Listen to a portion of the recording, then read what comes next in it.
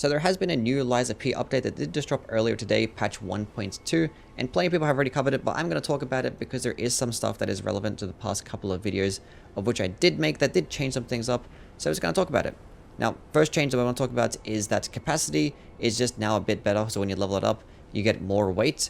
Before the patch, it used to be 3 points put into weight for every level you put into capacity. Now it's 3.5 weight, which I guess is a welcome change. It's even better now. Decrease the weight for amulets that would be purchased with Boss Ogre. So your special amulets actually is now a lot lighter. I'll probably put it on screen just to showcase the differences and how much they have been decreased by. It is pretty good. Now, obviously not going to be anywhere near as light as regular amulets, but it definitely is a welcome change because they were just incredibly heavy. Really bad. Players will now be able to land attacks better when they use Fable Arts that consumed 3 or more slots, and this include Fable Arts that do stack. Now, I haven't really noticed any types of like range increases with some of these weapon arts or these Fable Arts, but I feel like it's pretty like a bit of hit detection or some better tracking. Either way, you might actually see a bit more consistency with certain types of Fable Arts. Successfully performing the Fable Arts guard parry will now break monster stance. So this basically means that every single time that you're going to use the Fable Art guard parry, it's going to basically do that slight stagger towards the enemy, which obviously this only helps guard parry and it makes the Trident of the Covenant an even better weapon. Now getting into some of the other balancing changes, field monsters have just been nerfed, at least for some of them. They just get less HP, their stagger window has been increased, and they just get staggered easier. Now my guesses would be that a lot of the mini bosses or enemies that just have larger amounts of poise probably get affected by this change here. As for the bosses, Andreas, King of Puppets first phase, and Simon & Manus all get decreased HP, and also Simon & Manus does get decreased damage and the increased chance to get stance broken. Now I'm not really too sure why they did this and why they chose these bosses in particular and not really other ones. The difficulty of the game kind of stems from the fact that your dodge and your deflect isn't the most forgiving thing, so you're just always going to get hit.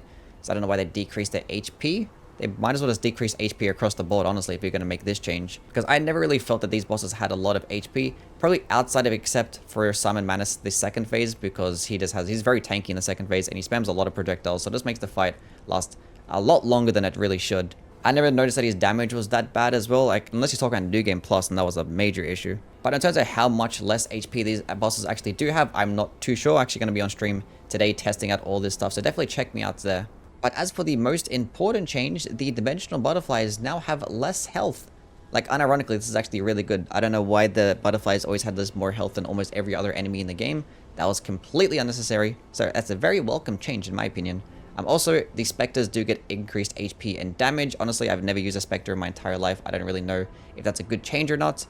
But as for some adjusted rewards, increased drop rate to Moonstones, which is always welcomed. I just like the idea of just being able to experiment with different types of builds throughout your playthrough, so that's really nice. Decrease the drop rate of star fragments, which I guess inherently just increases the drop rate of other things, because star fragments is dropped all the time and I don't even know what they even do, I'm not gonna lie.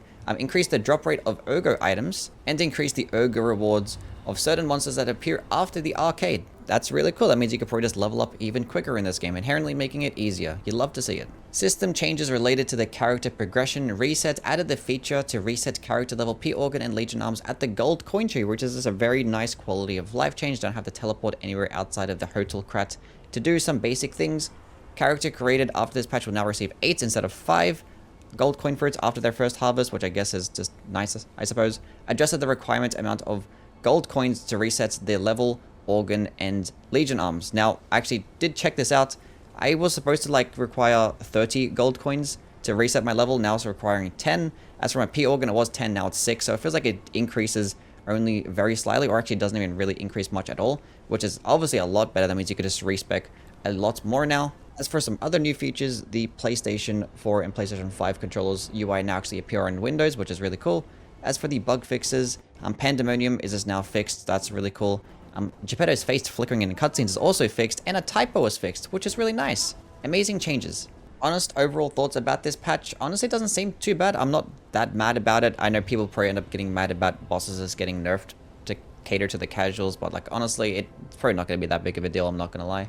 But I hope they just do continue to just support the game and just update it consistently to actually add more balancing changes, specifically with the weapons. Hopefully that will actually happen more, but the fact that they are updating the game is a very good sign. That means they actually care about the health and the balance of the game, which is always very welcomed. So hopefully they just look more into like the balancing of the game itself, and hopefully just tweak it every now and then. That'll be really nice.